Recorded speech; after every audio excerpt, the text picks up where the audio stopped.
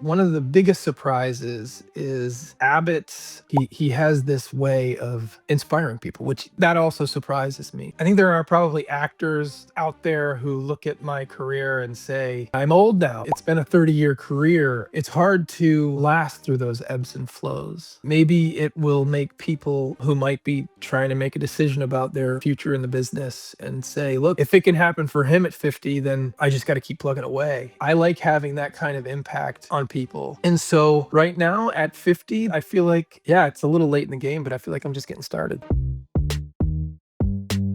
Hello and welcome to Obsessed, the podcast. I'm Matt Wilstein from The Daily Beast, and today on the show, I am thrilled to be joined by an Emmy-winning actor who I personally cannot get enough of as Dr. Jack Abbott on The Pitt, streaming now on HBO Max. His nomination for Best Supporting Actor is just one of the 25 nominations The Pitt received for its second season. Shawn Hatosy, welcome to Obsessed, the podcast. Thanks, man. This is awesome. 25 nominations. Every time I hear it, I'm like, is that real? Is this real? Yeah, it's insane. It's like, it's so many actors from the show, so many different categories. And yeah, congrats to you. You won in the guest actor category last year, so congrats on that. But now you've bumped up to supporting. I think because you were in more of the show this time around this season, which pits you against, no pun intended, two of your fellow co-stars, Patrick Ball and Jaron Howell. So I'm wondering if there's some friendly competition going on. Have you been talking about it? Who's going to win? How's this going to go? I think everybody's just happy for each other. We were all on set on the day that the nominations were announced. We had just finished a rehearsal for, I think, the second scene of the day, and we all nonchalantly came through and finished. And then as the rehearsal ended, there was a kind of a little bit of a breakup. And then when we came back to set, everybody showed up, and there was this excitement, and they started reading out the nominations. And for all of us, I think, to be a part of a project with 13 acting nominations, it just speaks to the creative ensemble on this show and the force that that that we have together. It's incredible. I love to hear that you're already working on season 3. You haven't actually started shooting yet, but you're kind of, how does that work? What's going on now? No, no, we're shooting. We're well into episode 3. Yeah, I think we found out about I think that the nominations were announced while we were doing episode 2. Okay. It is this crazy thing that you guys have going on where you come back at the same time every year with a new season, which is now apparently unheard of in television. So that is pretty exciting that you're on that schedule that used to be the norm, but now is somehow an anomaly. I know, it's wild. And throughout, even season 2, as some of the awards were happening, the Golden Globes, and we were already in production, you know what I mean, for season 2, while season 1, the excitement was still there. So it's nice. I think it's nice for audiences to know that, a show is going to be there in a year. And it's also great for the team, the crew, the actors, having something consistent, especially at this time in our business where things have definitely slowed down in Los Angeles, the way I see it. And staying busy here in LA is great. I think everyone is so obsessed with this show and tries to read the tea leaves of the casting announcements and who's becoming a regular versus who's was a recurring last time, and it does seem like we're getting a little bit more night shift crew in this season. I don't know if you can confirm or deny anything like that, because you've kind of seems like you've increased your participation each season. So we're going to see even more of your team this year. I can't really speak too much to that. But yeah, I'm there. I will be in the same kind of capacity I have in season 1 and season 2. I'll be showing up here and there. Yeah. Do you get to kind of make any suggestions at the beginning of the process to the writing team, or like, here's what I would love to see from my character? Do they consult you at all, or how involved are you in that side of things? No, the only season 1, when it first showed up, in my email that this might be something that I might be involved with. Scott Gemmell, our showrunner, he put together kind of a backstory of Dr. Abbott that, was about a page and a half, just like these are the nuts and bolts, this is when he was in service. It didn't really like it said things like, yes, he's a single leg amputee. It didn't give the details of what led to that. And it said things like, he's a recent widow, but it didn't say how or um what those events looked like that led up to this moment of him up on the roof. So I had some idea, and then going forward, I don't really. I sort of step back and allow for the writers to do whatever they see fit. They've been doing a really fantastic job. I love Abbott. I do fill in the blanks myself. Like even though I don't know what happened to his leg, I kind of make my own story up, and then I'm sure in season 5 there'll be some story in the script about it, and I'll just have to change my idea of what that is. But I think that's pretty normal in episodic television. And things are always changing. And you don't it doesn't matter, right? It doesn't matter what we think, what the history is, but and that's one thing I've really come to appreciate about the Pit, both as an actor and as a director.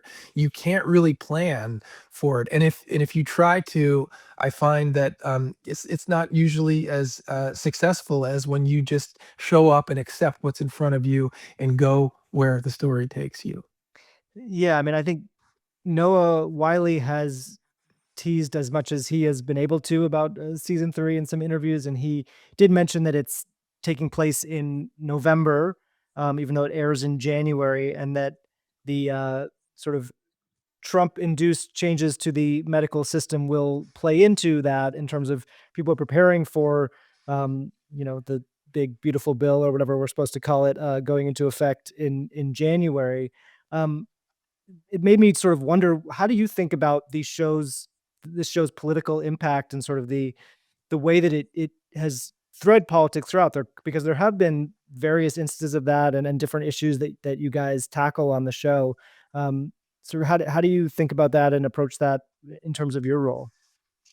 I don't really think about it, but I sort of look at it through the point of view of Abbott. He's a fighter, and if you know cuts mean less, especially for a veteran. You know what I mean? It means that there's not going to be as much. So even though I mean Abbott has proven himself to be a guy that you know, steps outside the lines. So if a veteran needs care, needs assistance, Abbott's going to do whatever he can to make sure that happens. So that's sort of how I approach it. What I can say is, it's pretty exciting to be a part of a show that is critically acclaimed. And it's certainly exciting to be a part of a show that people are watching. Which yeah, I've been on a lot of shows, and this one seems to be reaching a lot of households. But it's a whole other thing to be a part of a show that does the thing that you're talking about, which is making people really think hard about what the healthcare system looks like, how fragile it is, what these healthcare professionals are dealing with day to day.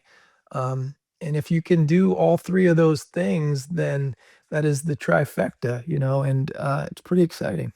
Yeah, I think in terms of the politics of the show, there was a episode in season 2 that got a ton of attention, which is where there were ICE officers coming into the hospital, and it was making a pretty explicit, depiction of this thing that is happening all over the country. Um, and it was written sort of before the worst of what we've seen in the time since it was written. I'm just curious what your reaction to that script was, and also the reports that it seems like HBO kind of told the show to maybe tone it down or find more balance in the episode, and what kind of conversations were happening behind the scenes about that. I wasn't so involved in those episodes. What I appreciate about the Pit, and I think is important, is that it is accurate. You know what I mean? It doesn't sort of lean too heavily in either directions. And while many of the many of the characters in the show seem to have a point of view about ice and what it looks like. There are, we do our best to show both sides, which is, um, you know, I think I think important, so that it sort of gives a point of view, and there was some stuff that Abbott had that I wasn't too thrilled with in the script, but it didn't end up making it in further drafts. Well, what kind of stuff? I don't know, just different, opinions and things, and but it ultimately didn't end up going in that direction. I think it changed. So Abbott is a guy that is from the military. He works with police, so um, he definitely he would have a feeling about what's going on there.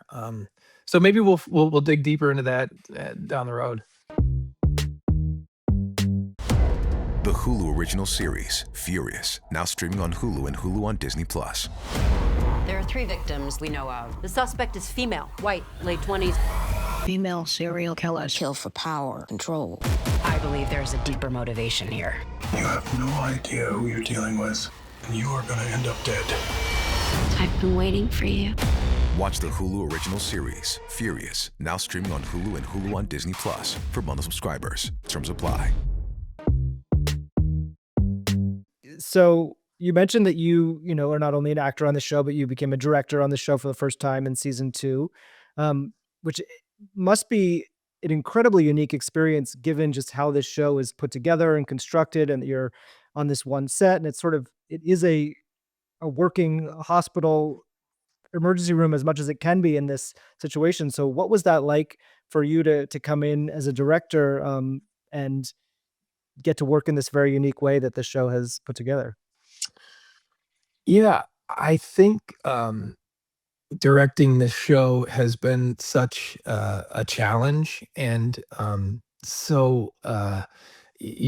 forced me to think about directing in a whole different way because of the nature of it and how it's basically takes place in one location, and shoots continuously, which is completely in contrast to what I've experienced directing other shows. But I think because I've performed on the show, I know what it feels like to deliver this medical jargon and dealing with the prop work, and how intentional we are with that stuff, and how difficult it can be for the performers, but also working in sync with the operators, with with the background team, and with so many elements just sort of working in sync. I think having been in the shoes of an actor, and knowing how to communicate certain in the language that we actors communicate in, it really gives me an advantage as a director on this show. I imagine it must be strange to be sort of a fellow actor with all the cast on the show, and then all of a sudden you're coming in and you're the director, and you kind of have to be an authority figure in some sense. Is there anyone who's sort of surprised you, or whose performance you saw in a different way, or sort of like now that you were the director and not just another actor in the scene? I I would never come into this set and try to be an authority figure, because that's just that's not how I like to work. I think it's such a collaborative effort, and the best idea wins when you're working on a television show. So, I'm a lot like Abbott when I'm directing. I kind of like, bounce the ball around, and then we just go with what works. And if I have to be the tiebreaker, then sure enough I will. Um, you know, uh I really enjoyed working with getting to experience the process of each actor. I got to work closely with Shabana, who had this really intense medical thing where she sort of, her character made a mistake, and we got to watch her experience that. And I learned so much from the way that John directed the episode 15 in season one, where even though Abbott was dealing with this incredible procedure. The camera was very much on Robbie's face that whole time, and it was very much his point of view. So I kind of leaned into that a little bit with the Shabana stuff, and watched her work. I also really enjoyed working with Garen on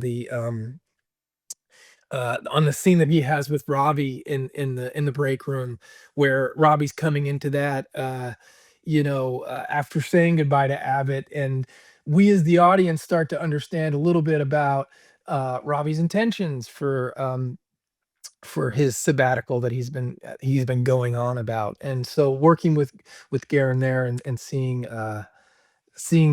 how the dynamics of that scene took shape, really great. So I also had, the job of the director on the Pit is not really to reinvent the wheel. It is to it's just to keep the wheels from falling off, and because John Wells and Jojo Coelho, our DP, what they established in the pilot episode, the visual language, how it breathes, how the show moves, what it smells like. It's very clear, and all the way from Lynn Paolo's wardrobe to Nina's production design, to all the way to the background actors, and they each have their own backstory. So despite Issa's emergency appendicitis, which occurred during my episode. That was a real thing that happened. Yeah, I was very fortunate to keep the wheels on. Yeah. You mentioned John Wells, who you obviously go back so far with and have worked with so much and has been a big part of your career. It dates back to ER, right? It was one episode of ER in season 13, I believe. Uh, yeah, was it season 13? I don't even know. But it was definitely yeah. It was 2006, I believe. Yeah. And was that something that you just auditioned for, or how did you sort of connect with him and that show at the beginning? Yeah. It's w- as actors, we kind of go through this journey of ebbs and flows, and that particular time in my life, I'd spent a lot of time working in film, and my mindset was that's the trajectory of my career. I had done a lot of movies in the late '90s, like teen movies, like The Faculty, Outside Providence, and then, as I went on in my career, in the early 2000s, I still was doing did movies like The Cooler and Alpha Dog, and so I just was sort of thinking that movies were the only way, and this was around the time when TV started to shift a little bit. I think The Shield was a big show that on basic cable, that sort of broke out in a obviously in a critical way, that opened the door for other shows like Breaking Bad and Mad Men, and then those were big game changers. But at that time, I wasn't really interested in doing television. So this audition came to me through my manager, at a time when I was at a low point. Not I mean, just not low point, but I was sort of not finding the feature work that I was hoping to find, and ER came along, and my manager said, you may take a look at this. John Wells is directing it, and it was a really dynamic character, multiple personalities, um, and so I went in and read, and man, I'm glad I did, because I ended up getting the part, and it was really uh, it was just a great collaboration, and I knew at the end of it, I sent John a letter. I just said, "Look, I really enjoyed working with you, and I hope that maybe someday down the line we could do it again." And thankfully, I wrote that letter, and it all worked out. I ended up doing Southland and Animal Kingdom and Rescue High Surf, and now the Pit. But it's interesting how you think things are going to go, and then all of a sudden you do something like that, just a guest star, and it really sort of it changes everything. In terms of the Pit, were you always going to play Dr. Abbott? Do you know if you were considered for other roles, or how did it come to you, and that whole process? No, I don't know what how that came about. at the time, I was directing Rescue High Surf, which was another Wells show. Um, we had just been through the writers and actors strike, which lasted a year, and um, every actor in town knew about the pit, and wanted to read it, and I think we all knew that there were a lot of characters, and we knew that it was shooting in at Warner Brothers, so it was something that was very sought after. I think my team reached out knowing it was John and said, "Is there anything in there?" And I think, as I remember it, the response was, "There really isn't anything, in there for me." Um, and because I'm not sure they understood what the Abbott role was going to be.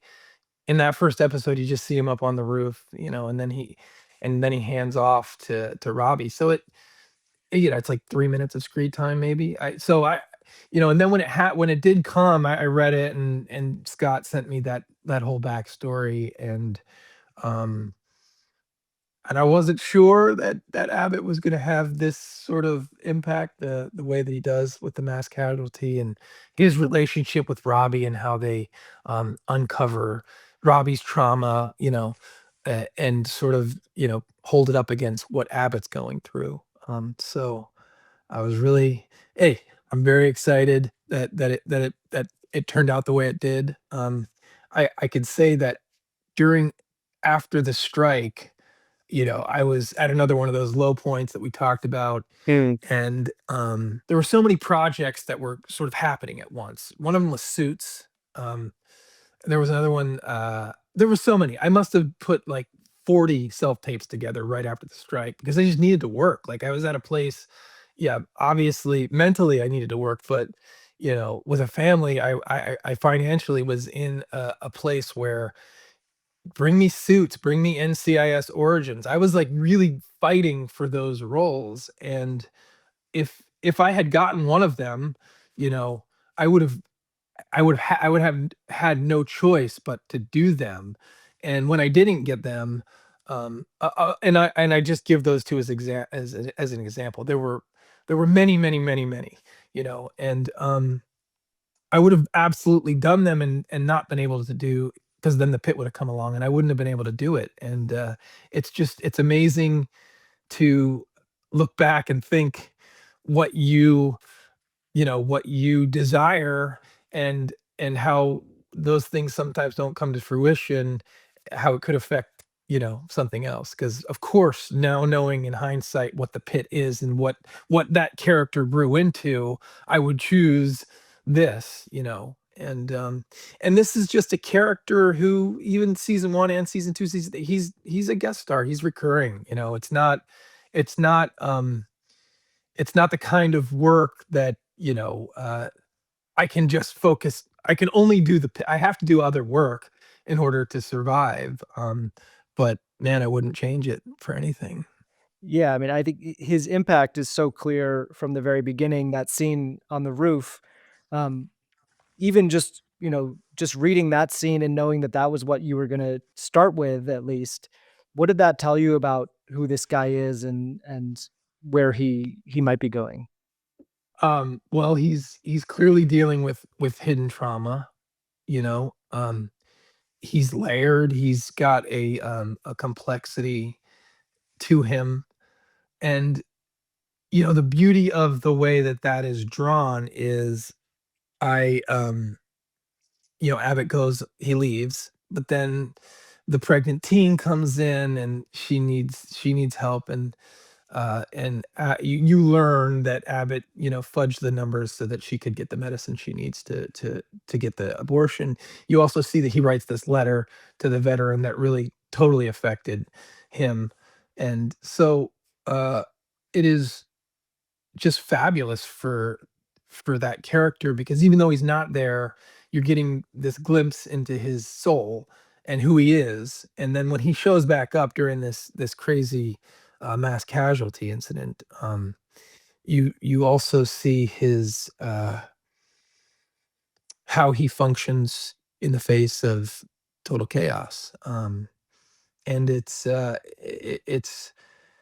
it's a quality that it's totally different, than what we're seeing from Dr. Robbie. Even though Dr. Robbie's way is successful and is it creates a functioning ER. These two together, we get to see they're sort of these mirror images of each other.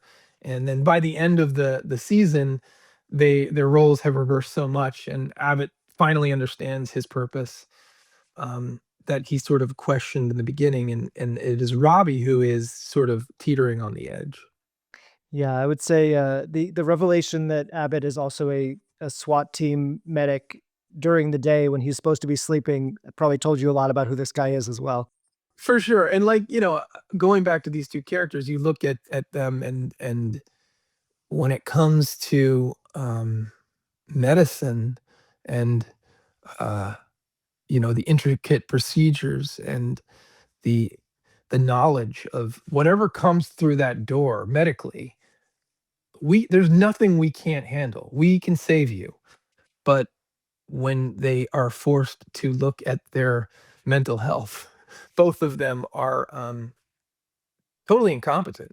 Even Abbott, even though he's trying to do the work, you know, um, his therapist may have said, you might need a hobby. Go out, play golf, play pickle, whatever and then Abbott interpreted that as, "Yeah, I'm gonna join this SWAT team and get shot at," which is essentially the same exact thing that Robbie is doing on his motorcycle sabbatical. Um, the beauty of it is that even though they can't totally help each other um, with the mental health, they can hear each other and both say that, we walk in these in similar, shoes, and we know what it feels like to face these impossible stresses. um and sometimes just feeling heard is enough, you know what I mean, to at least push you in the right direction. um I'm not saying that the answers are right there, but they both need treatment. So I know this is a question that you've probably gotten a lot at this point, but there is a clamoring for a night shift spinoff of the Pit. And you have in past interviews seemed open to it. It's obviously not your call, but how realistic do you think that is that there could end up being a second series that really does focus on the night shift with presumably you as the star? I can only go from what I hear. It seems like there are. I've heard from, just in the press, seeing what Casey Bloys said, that he just didn't feel like it was something that they should go after while the Pit is finding the kind of success it is finding. And I've seen Noah talk about it a little bit, and so from that I can only um, you know, determine that that's not something that we're gonna do, at least right now. But maybe down the road, that'll change, and should it change, then yeah, I mean, Abbott is a character I would like to really dig into more. The audiences seem to be really responding to him, and I am challenged by him as an actor, and I really look forward to seeing more of him. So yeah, I'm in if it ever happens. I think given the overwhelming popularity of this show, I'm sure that it has brought you a new level of fame and attention and all that. How do you feel like you're handling that? Because you're not an old man, but you're not just starting out either. So how do you feel like it is to get that level of fame and attention at this stage of your career? Uh it's great. It's unexpected again. But I am I'm I'm in conversations for other projects that, like, probably wouldn't have come this way. So we really, I think the theme of this interview is the ebbs and flows, and this is definitely a good time right now, for me, and I think that one of the one of the biggest surprises is Abbott's, he's an inspiring character. He has this way of, uh, inspiring people, which that also surprises me. So, um, I think there are I think there are probably actors out there who look at my career and say, um, you know, gosh, he's been like you said, I'm old now. It's been a 30-year career, and it's hard to last through those ebbs and flows. So I maybe it will make people, who might be trying to make a decision about their future in the business and say, look, if it can happen for him at 50, then I just got to keep plugging away. And so that there's that's not lost on me, that there's this sort of inspirational element to Abbott. I meet people on the street who say, I really wasn't sure that I wanted to go into medical school, but after watching how this guy works, that's not lost on me. I really think that that is one of the bigger surprises, um, and I like that, right? I like having that kind of impact on people, and so right now at 50, this is I feel like yeah, it's a little late in the game, but I feel like I'm just getting started. Now that you have reached this stage, what would you go back and tell yourself when you were just starting out that you wish you had known? If you're lucky enough to have a guest star that, there's a confession or there's like this big like turning point in the script, which I've had a lot of, I think there's this desire to when you get to that one scene where you're like, "Oh, this is my scene. This is good. I'm really gonna bring it for this scene." And then you get yourself all amped up and you try, right? Um, and what I've learned is like every scene is a scene, just this one has maybe higher stakes or what have you. And I would I would tell my younger self to just let the scene happen, and you don't have to work quite as hard as you think. And if it says to cry in that moment in the script, that doesn't mean you have to make yourself cry. Like if it comes to you, then sure, go for it. But um, go with what is happening to you emotionally. Sort of give yourself the chance to exist, and um, and don't push. And that's what I would that really is what I would tell myself. I'm not saying that I'm not happy with some of the things I did, and it's all a process, but there's something beautiful about a person, you know, experiencing things in real time and just letting it go where it goes. And so I don't know if that totally answers your question, but that's what I would tell him. You've talked about how many auditions you went on and self-tapes and things that you didn't get. Is there for you a one role that you feel like got away, something really wanted that you didn't get that you still think about? Gosh, there are so many, there really are over the years. I mean, um, I I could name 20 probably. Like everything that Tobey Maguire got in like Wonder Boys, Ice Storm, um, He was your guy that you were always up against? often, yeah, him and but I think he's so fantastic, Cider House Rules. I think I was up for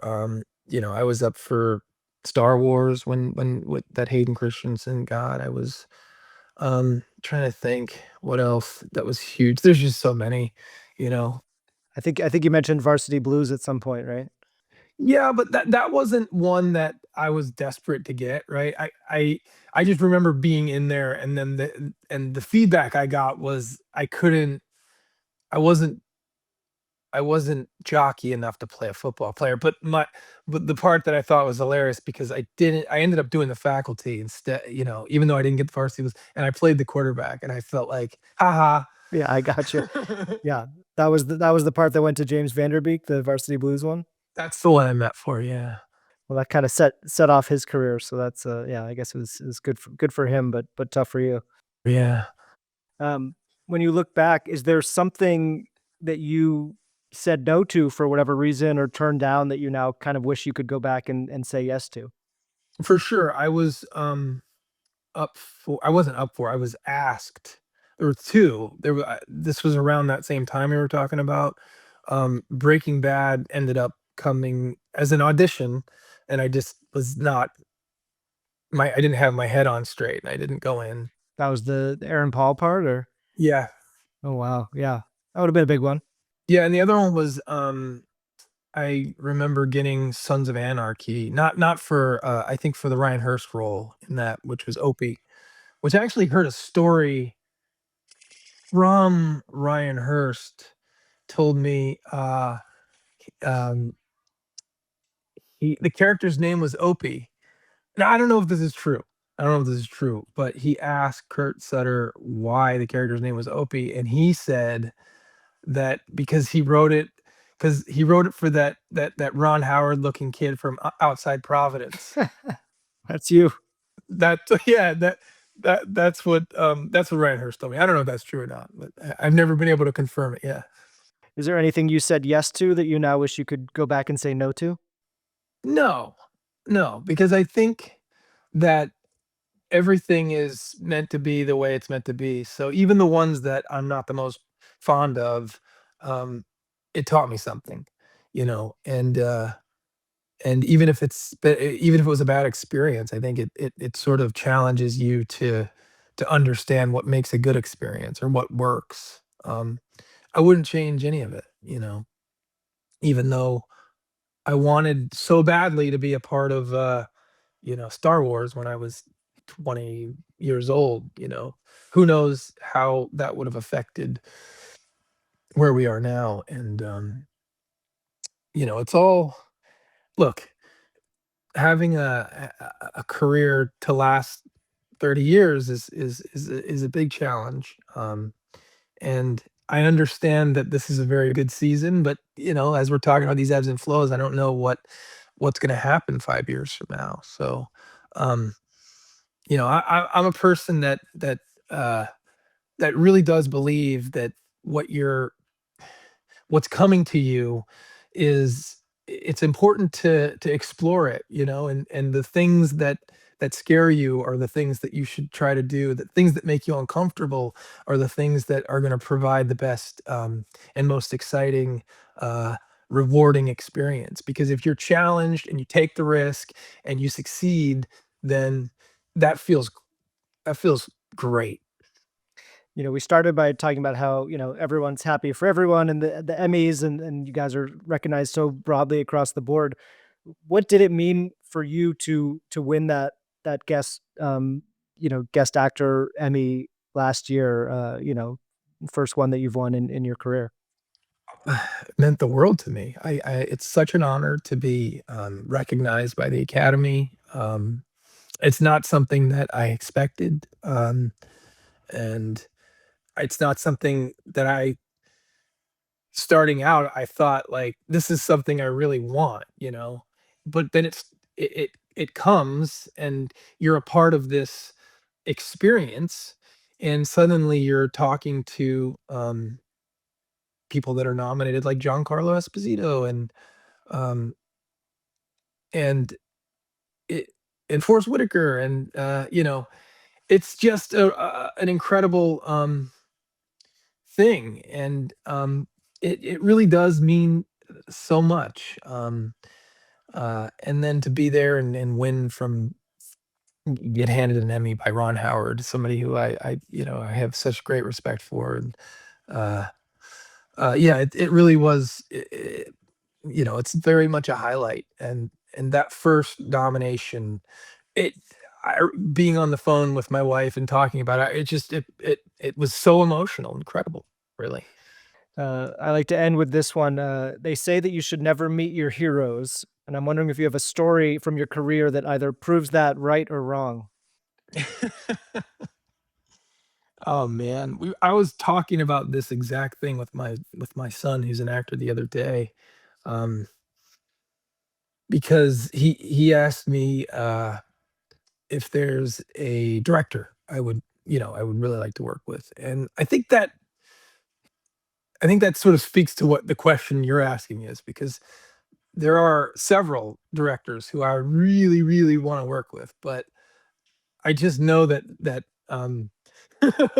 it might affect how I feel about them. The answer is yes. I've definitely worked with a couple of people that were my heroes that disappointed me. I'm not going to say who they were, um, but I will say, on a positive note, the one that when I really thought it through, when my son asked me, the answer became clear. It was Spielberg. I would love to work with Steven Spielberg because that I don't think that he would I don't think there's anything that he could do, or I've never heard any story about him that would sort of um, uh, destroy my vision of him as a hero. Not only is he a great filmmaker, he's got you know, clearly every decade there's some film that he makes that, throughout his whole career that has had a tremendous impact on me. And I just so that's my answer. I haven't worked with him yet, but someday, right? Yeah, we can hope that this interview makes its way to Steven Spielberg's office, and he thinks about you for the next one. Yeah. Um, Shawn, thank you so much for doing this. This was really great, and congrats on the Pitt and the Emmys and everything. All episodes of the Pitt are streaming now on HBO Max. Shawn Hatosy, thank you so much for being here. Thank you so much. All right. Thank you again to Shawn Hatosy for that really fascinating conversation. He is such a thoughtful actor who is so great on the Pitt, so I'm very excited for all of his success, and we'll be rooting for him at the Emmys as well. If you're enjoying this show, please make sure you are subscribed to our YouTube channel at The Obsessed Channel. You can watch all of our episodes there, leave comments, let us know what you think of the show, and please subscribe to our show on Apple Podcasts and Spotify as well, where you can leave ratings and reviews. We really do want to hear from you, so please let us know what you think there. Thank you to our producer, Rachel Passer, and we'll be back with an all-new episode of Obsessed the Podcast very soon.